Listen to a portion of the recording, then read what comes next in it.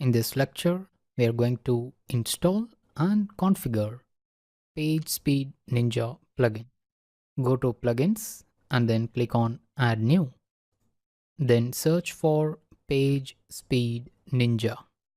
Install this PageSpeed Ninja plugin and then activate it. To initialize PageSpeed Ninja, you need to open its settings page. So you can either click on here or under PageSpeed Ninja plugin. Let me click here and go to settings page. You will get a pop-up window which is an easy configuration wizard. So let me uncheck send anonymous statistics. Keep this remote critical CSS generation enabled and choose the optimization profile preset as safe. After selecting this preset, we need to check our website. If everything works correctly, then we can move on step by step from safe to ultra. This safe preset gives optimizations that are compatible with most of the themes and plugins, but this may not give the highest Google PageSpeed Insight scores, whereas ultra may not be compatible with most of the themes and plugins, but it will give you the highest Google PageSpeed Insight scores. That's why we are going to move from safe to ultra in a step-by-step manner. First, let's choose safe and click save. Let's wait for the PageSpeed Ninja plugin to apply the configuration. It will also show you the existing page speed and the post page speed score after applying PageSpeed Ninja configuration.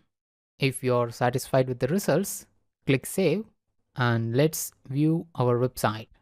Well, the CSS effects, the JS scripts and the images, everything seemed to load correctly. Let me open this post. Here also everything works flawlessly. Now, to move from the safe preset to the next one, go to Advanced tab and then click on Compact. Then click Save. After saving, if you come back to General tab, you can now see the improved page speed score for desktop and mobile. If the score doesn't improve, for example, it increased for mobile, but it decreased a bit for desktop. So you can play around with these presets such as safe, compact, optimal, ultra, and experimental.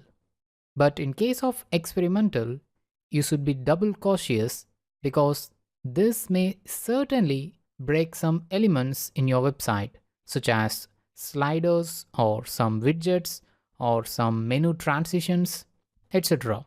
So what I suggest is to try optimal or ultra. Don't go beyond that.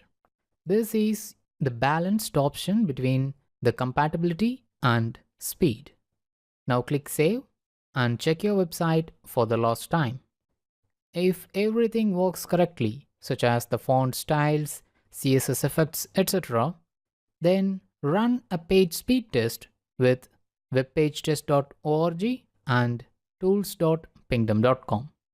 In case of my inspirearound.com website, this PageSpeed Ninja improved the mobile score from 65 to 91, and for desktop, it improved the score from 79 to 97.